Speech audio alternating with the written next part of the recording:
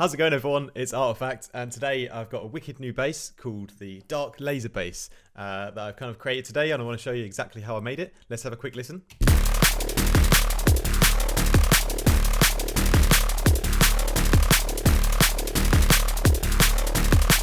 So it kind of sounds like a dark kind of laser stab to me, but like kind of also like a bass. But yeah, I kind of made it by accident, but there's a few little things that went into it that I want to share with you guys. So let's listen to, firstly, I wanted to start off with an oscillator that had like a spectral kind of waveform, and then like play with it in the advanced tab, like using a few of these different settings here. So I decided on the creepy solar, and then I've just like mapped it to an LFO to LFO2 and like tried to find a position like in the wavetable where you get like an interesting kind of movement between like the spectral modes. So if we listen to it soloed, maybe I'll just take off these effects for a short minute. See, that's kind of what it is like a meow, meow, meow. But then yeah, I whacked up the unison to 16.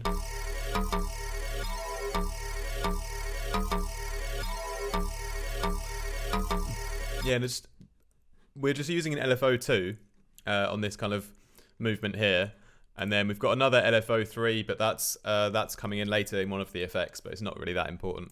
But yeah, this LFO2 is just a very slow like ramp up with a little bit of tweaking the little curves here, and yeah, that just gets applied to everything, like the table spread, the spectral spread, the distortion spread. So these settings are really cool to like, yeah, go like an extra further level into like the sound design. And yeah, we'll go back to the voicing, oscillator 1 here. So how we start to get it a bit more interesting is with the smear mode. So that gives it this like distorted edge already and like character. And then the next one I used was the bend. That like again, like it turns it like another level of sort of aggressiveness, but in like a kind of clean way as well, with a bit of bass in it.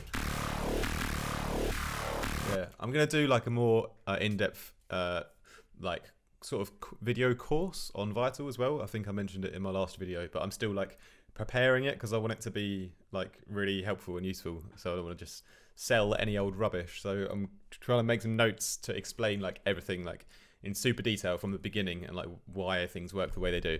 But anyway, yeah, going on from this,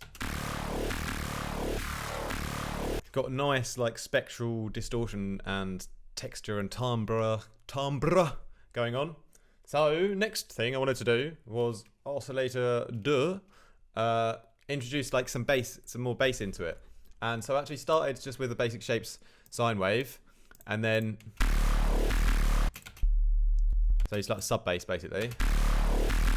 You can't really like hear it properly in there though, because I want it to sort of add to the mid bass a bit, not just be a sub. I want it to like sort of combine with the sound. So we're gonna which one did I use now? I've forgotten. Time skew. You can see what it even does really. I don't think it's doing too much today, but yeah, the main thing was the frequency modulation from oscillator 1. So I'm at 14% here. So if I go down to 0 and listen to what happens when I turn it up just a little bit.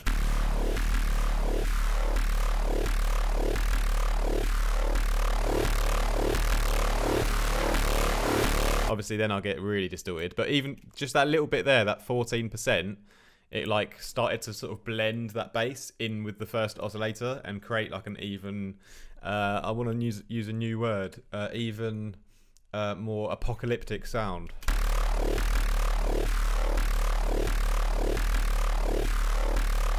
And yeah, so obviously I've left this filter on here, but without that, it's quite similar. The filter just makes this little, these little sort of resonant peaks that kind of amplify that laser kind of texture where it's like pew pew. It's kind of like doing that a little bit, and that's on the LFO as well.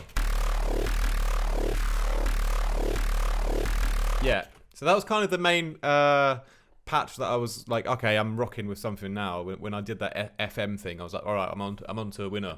And then yeah, I thought now let's let's bring out a few more characters using distortion and chorusing. So firstly, chorusing. I put it on the LFO2 again, but if I just turn that off for a second. It's really like wide, crazy chorus sound at the moment.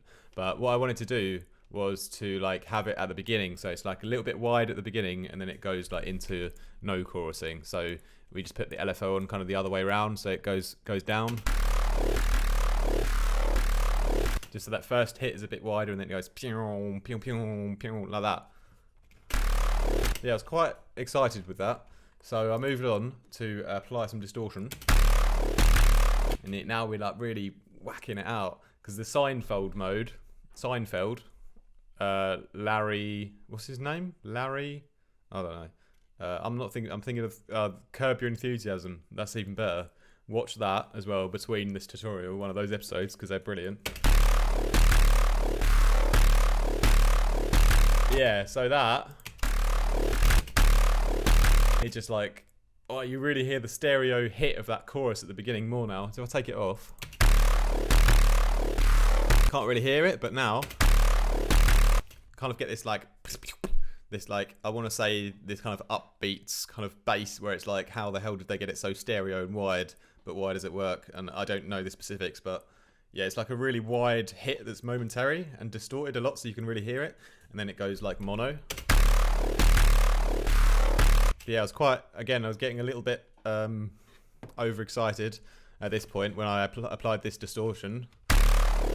And I don't think I've really got any other effects on there because the compressor like didn't really sound that good with it. And then,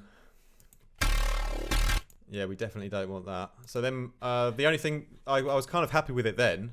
I looked at the spectrum and I was like, oh, I kind of want a bit more like low mid power because I've got like all these, I've got the high end sorted out. That's nice and fat and interesting texturally, doesn't hurt your ears. And I've got this cool sub bass in it. I don't have that real low mid region, so I thought I'm going to add in another sine wave and have it like an octave up, so it's like the upper sub harmonic kind of thing, and then like blend that in. So that's just like, you can probably see on the span that it's, yeah, it's kind of this area here, and then a little bit here as well, like a bit of extra bass around there. And then, yeah, I've just kind of smeared it and frequency modulated it a little bit to kind of blend it in with the rest of the bass, because yeah, there's kind of like extra sort of harmonics by playing with the wave kind of table like that. Yeah. And then also a bit of white noise, just a tiny bit. I'll show you how much. Also mapped to the LFO, but the other way around, so it's like a noise hit and then it goes down.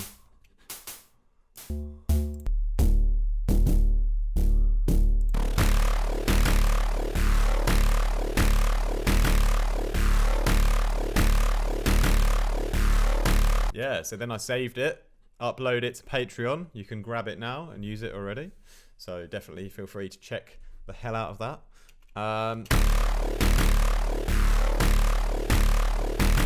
Yeah, I think that was basically it. I mean, I haven't post-processed it at all yet, and already works nicely like in the context of this tune here.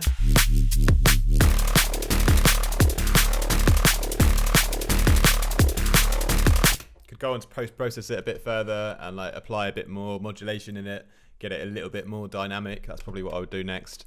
And then just like slam a few analog emulation plugins on it and see what happens.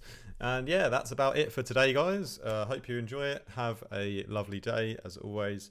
And yeah, thanks a lot for all your support. I won't ask you to subscribe because I'll feel like you will anyway if I make good enough videos, but I'm almost at 1K subscribers, which is dope. Like super dope. Like I can't actually believe it. Some people have like, I have friends who have like almost 100K subscribers, but I didn't even think I'd even get to 1K. So pretty happy with that.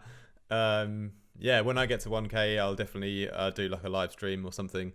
And yeah, thanks a lot guys for watching, and yeah, peace.